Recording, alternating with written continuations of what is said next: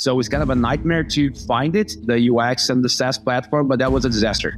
And we got so good on extracting data from PDFs and turning that into data. After 1 year, we had like 6 clients. It would never pay the bill. All right, SaaS didn't work out and users are not buying us. Yes, I'm very much interested. That would save my life. Well, I thought he was never going to call me anymore. And then 6 months passed and he called me. To give up on my family business was a very important moment. But you always can sell a promise. We find, I think it's worse than rocket science. It's really a nightmare. Thanks for the story.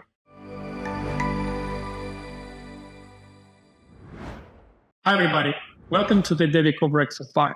Here we speak with different people involved in the business landscape, share their expertise, delve into the latest tech trends, and explore the ins and outs of IT outsourcing. I'm Oleg Sadikov, and today I'm excited to have Alexandre Abu-Jamra, founder at Klooks. Don't forget to subscribe and hit the notification bell so you don't miss new episodes. Hi, Alexandre.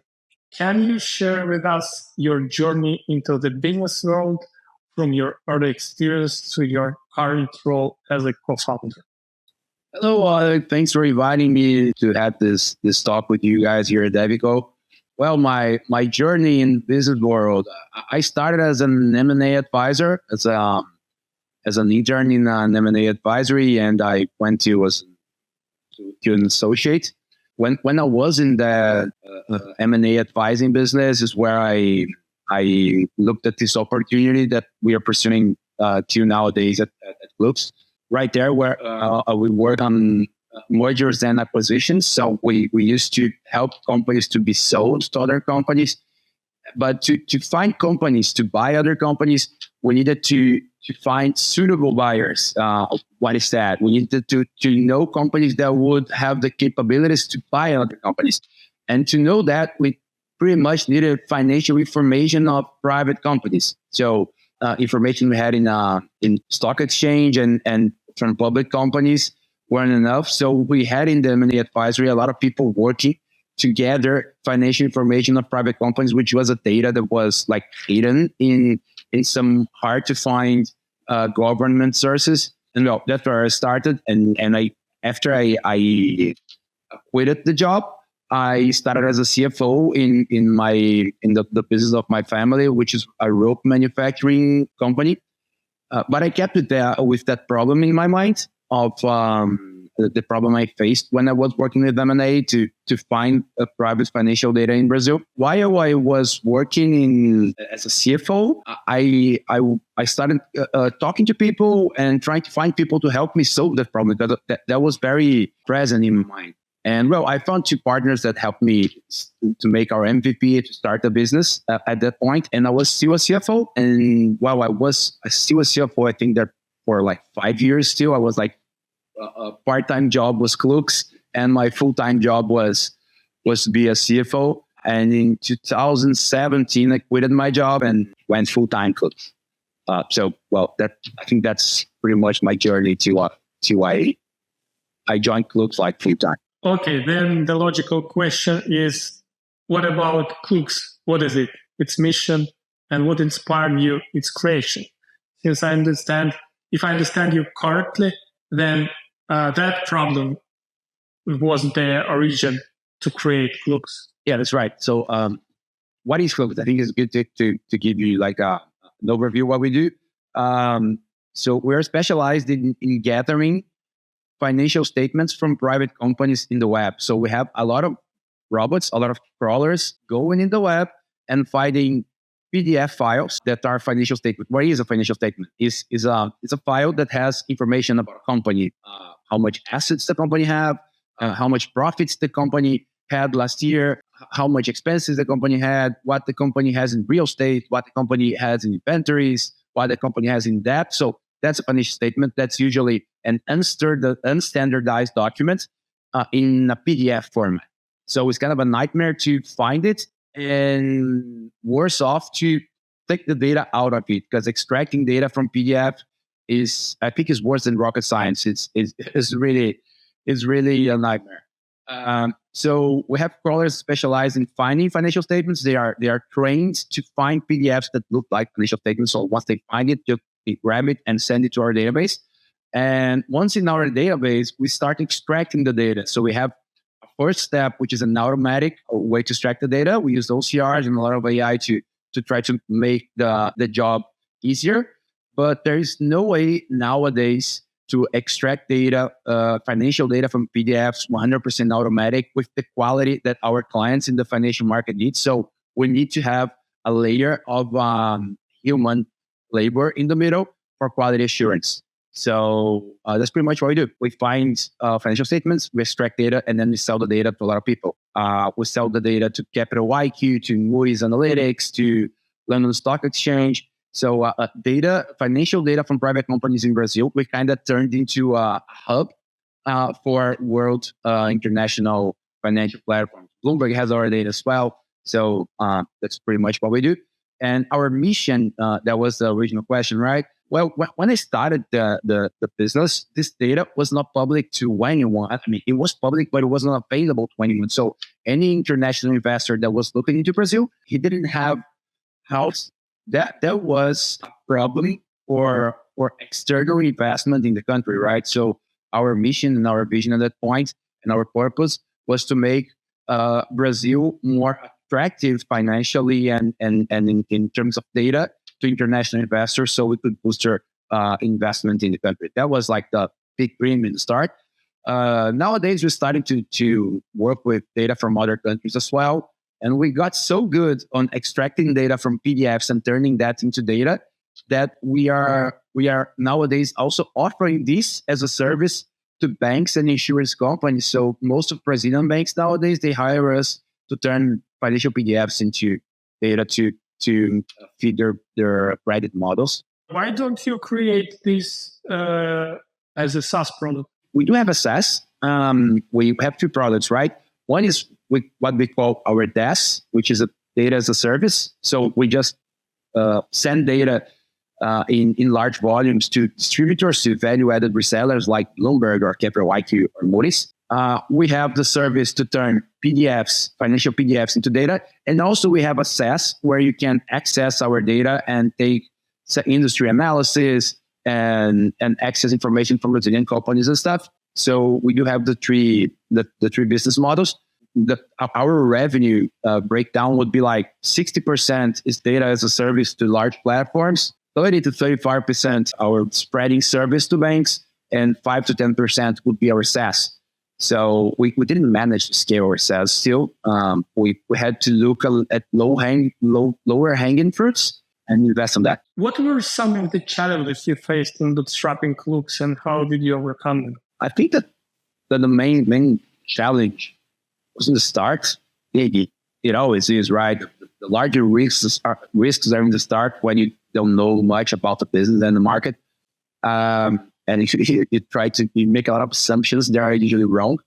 So our wrong assumption in the start was, well, let's build a Brazilian Capital IQ. I don't know if your audience is familiar with Capital IQ, but Capital IQ is like a huge platform that's Standard & Poor's owns, with a lot of features and capabilities. But essentially what they have is financial data from private companies, and they didn't have that from Brazilian companies. So our view in the start was, let's gather all this data and make like a big Capital IQ. And we did gather the data. We were successful in the first step, but on making the SaaS and making that the UX and the marketing and all that stuff attractive to our end users, to like consulting companies, M&A advisors and stuff, we weren't successful on that. So like we built our bots, we had the data, and we built the UX and the SaaS platform, but that was a disaster. We after 1 year, we had like 6 clients. It would never pay the bill. So the challenge there was to start thinking out of the box and what can we do to pay the bills? Because that's not going to last forever. So our strategy at that point was to try to find a value-added reseller, someone that would buy our data in volume, that would pay our bills, and then that would be able to make our business flourish. And but that wasn't on the SaaS market. It was like someone that would buy our raw data, not the UX, not the features, not the analysis, and blah, blah, blah. They would buy the raw data. So that was our view at that point. All right, SaaS didn't work out, and users are not buying us. Let's find someone to buy us in volume. And we didn't have much options. So the first one I called was Capital IQ, which was like the obvious. That was the tool that I used when I was an M&A advisor. And Capital IQ was the tool that I used when I was an M&A advisor. So that was like my top of mind. So I called them and like cold call and just asked to talk with the Brazilian director. And for my surprise, he attended the call and he listened to me. Well, I was like, my pitch was, hey, I've got financial data from private Brazilian companies. Are you interested?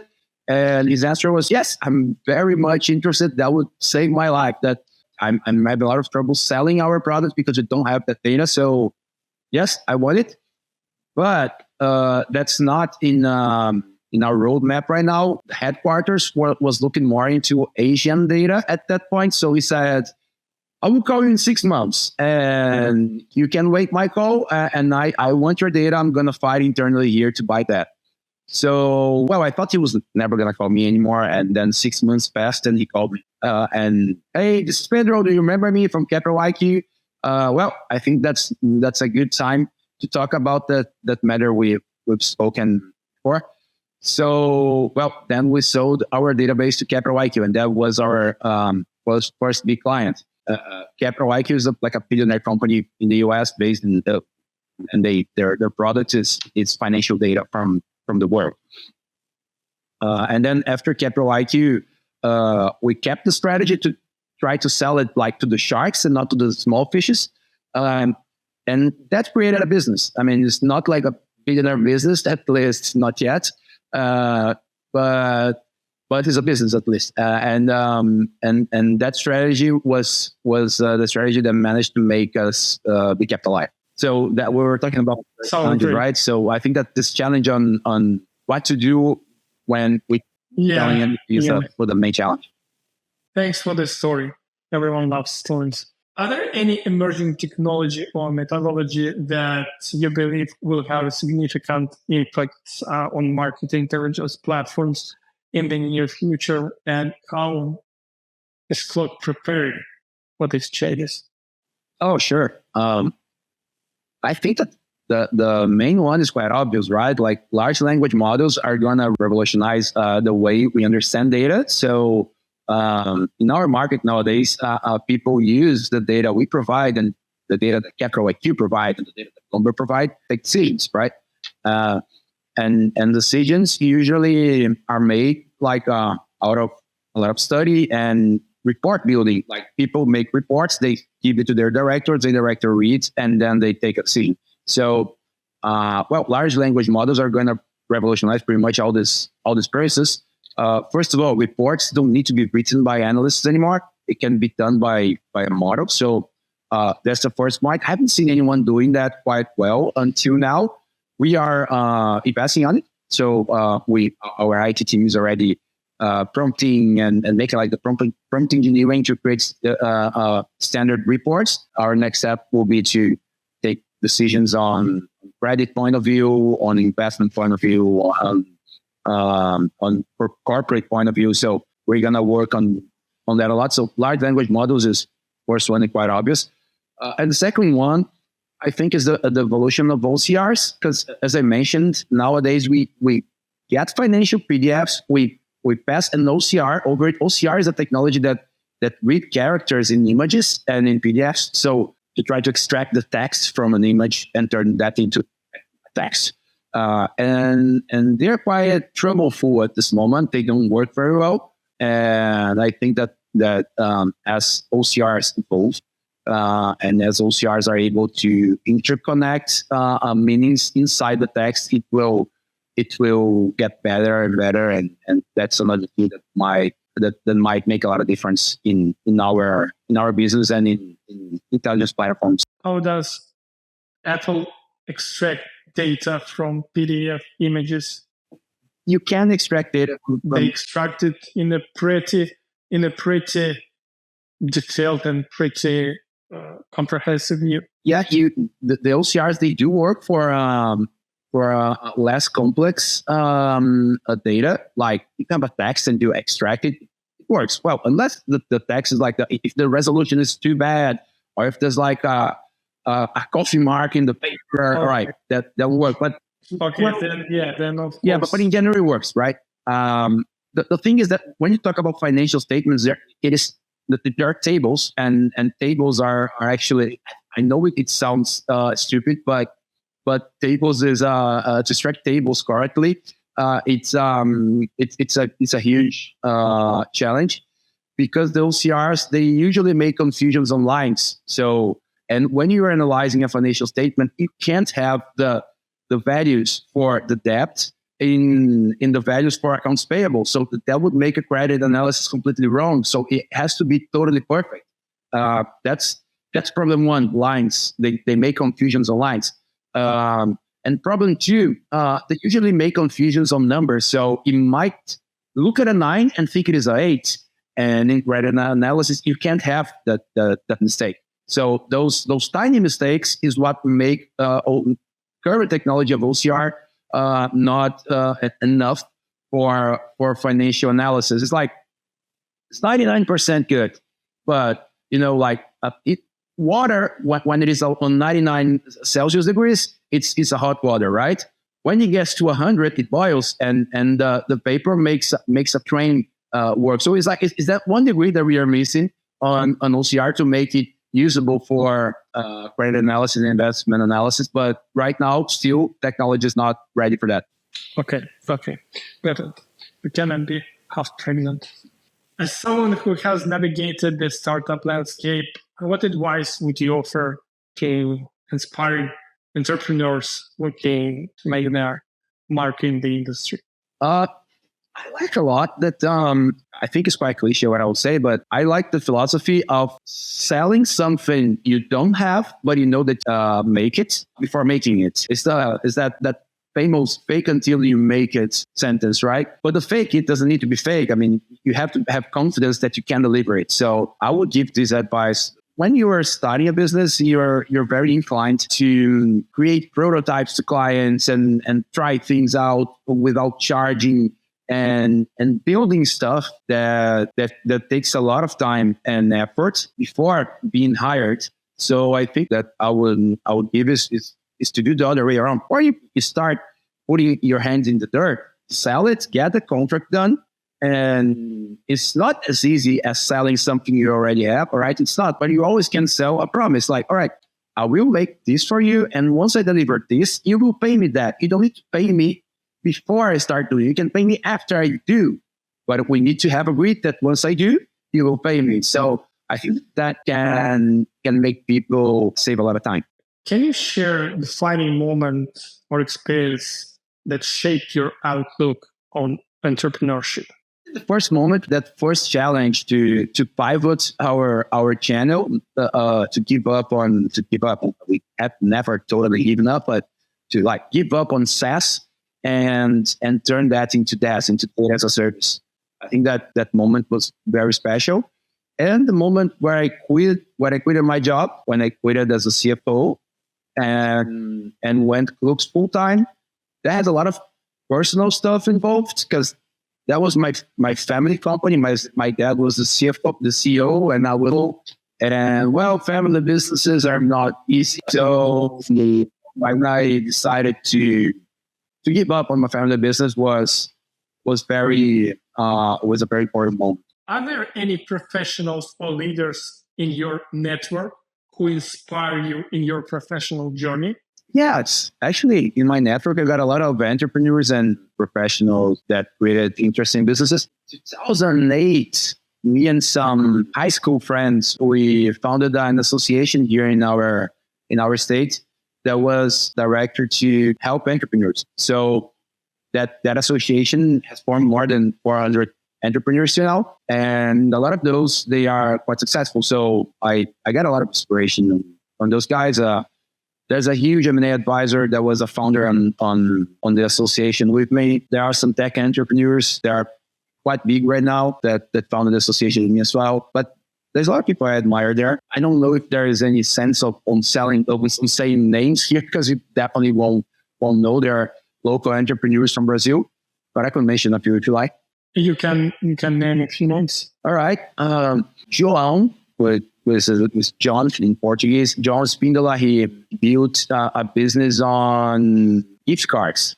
And that was pretty much, no one did that in Brazil when he started that. And he sold this business to Income, which is an American company on that field. Gustavo Reis, he built an e-commerce company. He helps company to build their own e-commerce. So it's like kind of a Shopify from Brazil, let's say, something like that. And so he sold this business to a large Brazilian corporation. Gustavo Reis, he was partner with Dennis Osorio. Angelo Muratori, he built one of the largest financial advisory firms in the States. Those the one I remember. Klaus Riefel created a large data business. So it's just names in the wind, right? But they inspire a lot. Based in Brazil, do you notice any unique challenges or opportunities on the tech industry in your region compared to the other parts of the world? Yeah, the challenge and opportunity in Brazil is that data is not accessible. So the guys that make the data accessible, they have an opportunity. So that's what we do. Data on financial data on private companies is not easy to find here. And what we do is we find it and then we sell it in an easier manner. Other countries like Portugal or Spain or even Colombia, they are much more public on financial data companies. So they are smaller challenges and smaller opportunities as well. Could you comment on the challenges associated with the shortage of qualified specialists in the IT sector, particularly in relation to your business? There's an interesting story there. There's a lot of shortage on qualified professionals. Some of our products, we have had devs, but they were working on our SaaS in the start and in our DaaS in getting the data out and sending it to people. But we had banks knocking on our door and saying, "Hey, can you spread some financial statements for us?" We weren't prepared to do that to banks like in a customized manner. We had our standard process. We couldn't put something out of the blue inside of the process. So what we did that had devs for that at the moment. We were bootstrap startup needing an MVP, and with clients asking for data, we didn't have people to do that. So we started prototyping in Google Sheets. And the first clients we sold were, the whole process would run in Google Sheets, and we will send the data for them in whatever manner they wanted. It could be a JSON file by FTP or by API, whatever. But the extraction process would be done in Google Sheets. And then after we created our system, once we started selling that, involving to other banks. But in the start, we found a way to deal with the shortage of devs using spreadsheets. So that's the way we deal with it. And since we deal with data, nowadays, you can prototype a lot of things with sheets and with BIs like Power BI or whatever. So data prototyping is quite easy nowadays. When we started, it wasn't that easy. That's the way we deal with it. I know that you have an in-house development team. What factors have led you to abstain from considering IT outsources so far? And how do you foresee any circumstances in which this decision might change in the future? We are a tech company, right? So that's quite core for us to have technology and to have the capabilities to build technology. So it's kind of a strategic thing to have the devs inside. We might be open to outsource some parts of our system that are less core. Oh, I need to make a crawler for Romania. I don't know. So Romanian financial data. So we can project that and outsource. We could do that. But nowadays, our system's still not prepared to could outsource, but it would be a big pain to integrate in our system because it's not prepared to get scripts and developments from outside. Yeah. And to ingest data from other providers. We are preparing that. So probably next year, we will be able to outsource more some parts of our system that are not so core stuff. Maintaining an in-house development team can be challenging. It definitely is. What strategies have you employed to effectively manage and nurture its internal development talent? The team is not that big. It's like 7 people in our IT team. So our CTO is pretty close to them, and he tries to understand their needs, how they're feeling, their purpose in life, what makes Klooks an interesting place for them.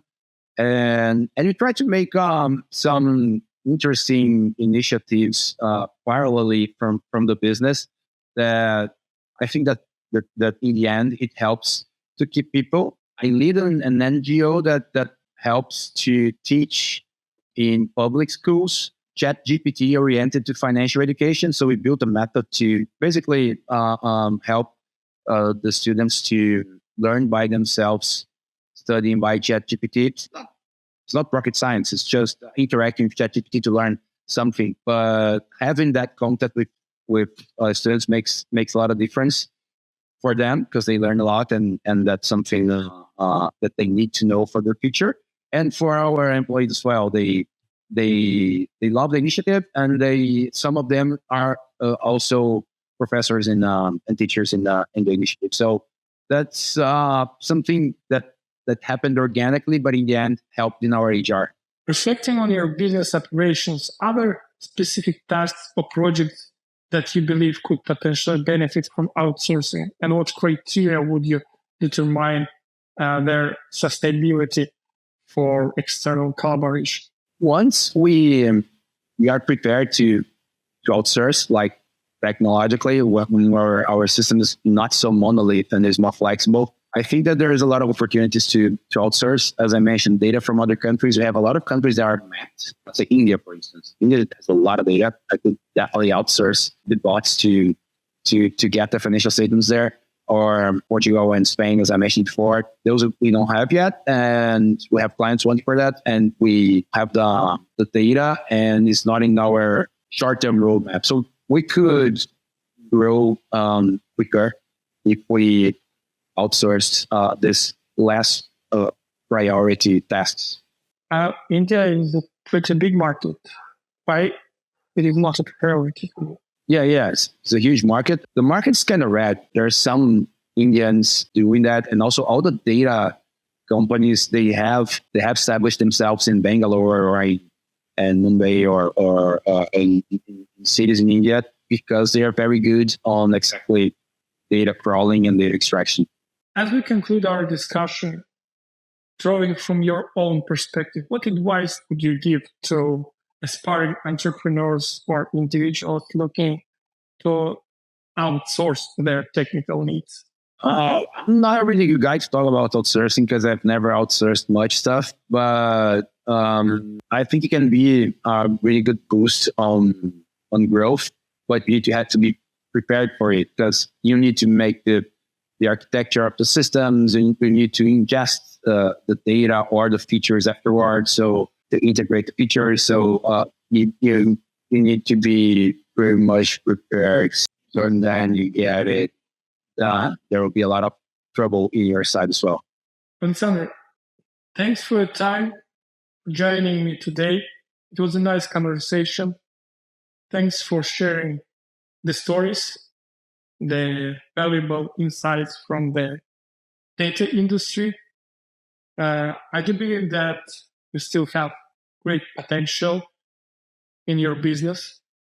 I wish you to move faster and to acquire more and more new opportunities. Great, Oleg. Thank you. Thank you for the opportunity and talking to you and to your audience. It was a great pleasure being here. If you enjoy our discussion and want to stay updated on future episodes, don't forget to subscribe and hit the notification bell. This way you will not miss on the latest insights and conversations from the Devico Breakfast Bar. See you in a week.